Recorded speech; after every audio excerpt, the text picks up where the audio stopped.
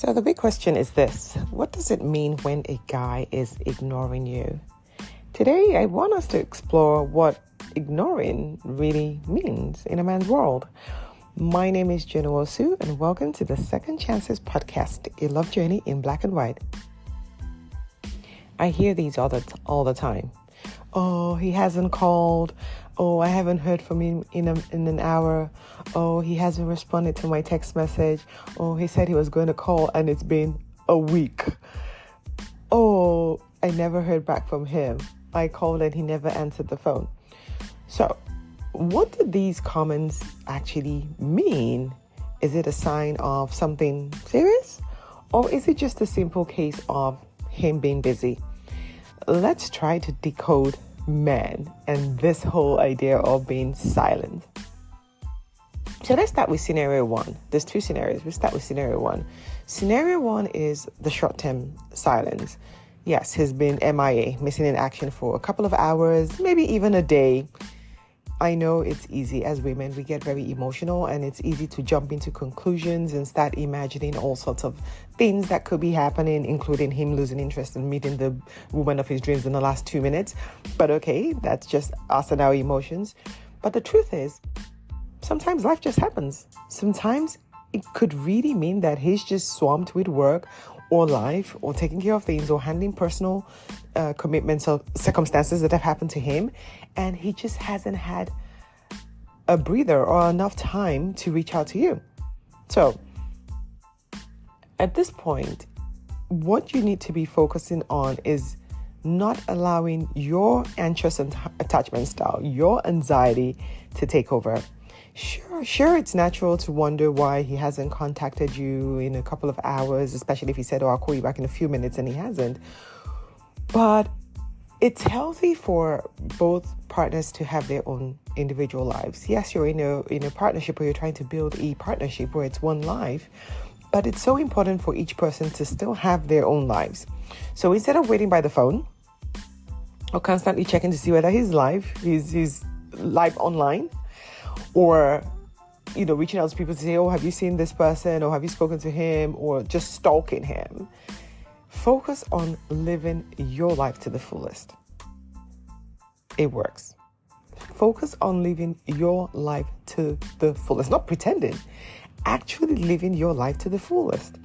So when he does reach out, you have exciting stories to share. It's like, today I did this, or yesterday I went out with this, or I did this with a couple of friends, I saw this, whatever it is. But it cannot just be a case of when he reaches out, where have you been? Oh, how come you never called? Oh, I've been waiting for you. Like that attack is it's not a good look, right? It doesn't tell that you're able to stand on your own. It almost starts to sound like you're so dependent on me, and it's quite a turn-off for so many men. So make sure that when it's a short-term, again, short-term is the key word here, so a couple of hours or maybe a day, try to control your emotions and don't get too anxious or start imagining the worst that could have possibly happened in a few hours or minutes. Just get on with your life and have fun doing you. Okay, so that's the first scenario. Not a big deal at all. Scenario number 2 is now what I'm going to term long-term ghosting. Like ghosting. This is when he's been silent for days and maybe even weeks. I know of a lady who said to me, oh, he said, I'm going for a walk. I'll call you when I get back from the walk. And this walk turned out to be 2 months. 2 months later, he calls. And he's saying to her, hey, oh, how you doing? Hey, I missed you. And she's like, 2 months? You've been taking a walk for 2 months? Yeah, just keep walking. Thank you very much. So this scenario is when he's avoided you for days, right? Here, it's a little bit different, right? It's now time for you to reflect on why you're holding on to someone who's clearly, because now it's not about being busy. This is a lot of time has passed, who's clearly ignoring you. The situation is, even though it does say a lot about him, but it's not about him. It's about you now valuing yourself and choosing to take yourself out of that situation, because that is now a situation. Any man who can ignore you for weeks, thanks but no thanks. You deserve someone who respects and cherishes your time and your emotions. If he's not showing up for you, then it's a sign that maybe you're not that important to him. Maybe you need to reconsider the role that you play in his life and the role that he should be playing in your life. Why should someone who's not treating you like you're a priority, treating you more like you're an option, have a front row seat to your life? Why should they even have access to your life at all?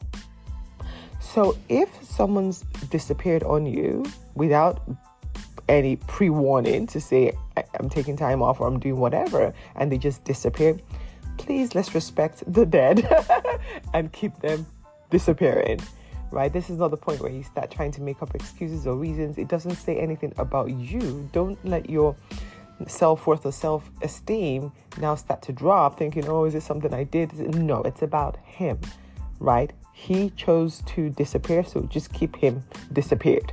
Thank you very, very much. I know sometimes dating can feel like a maze because you have all these rules, all these nuances. How do you play this? How do you play that? Do you settle? Do you compromise? Am I asking for too much? Am I not asking for enough? It can be a little bit confusing, right? But it's not so difficult. Once you are able to really understand how men communicate, how men interpret, what they mean when they do and act a certain way, it becomes easier for you to navigate and to be able to make the necessary decisions and not waste your time with people who are not willing or wanting to be with you. So it's about mastering the art of dating, mastering the art of communication, mastering the art of discernment, mastering yourself, mastering how being able to select people based on values, taking people's actions for what it truly is, for who they truly are, as opposed to making up stories in your head about the potential or how maybe it could be different, or maybe this excuse led to him being a certain way, or maybe, God forbid, there's something that you did that made him become this way. It's about really, really understanding your role, your value, your worth when it comes to dating, and knowing how to navigate it properly. It's confusing, I get it, especially if you've been out of the game for a long time, I get it, but I'm here for you, I got you. And I will continue to share with you tips and tools to help you navigate so that you can find your second chance love. You can find someone that really gets you, that sees you, that respects you, that cherishes you, that makes you a priority. Because settling for anything less than that, wow, it's just torture.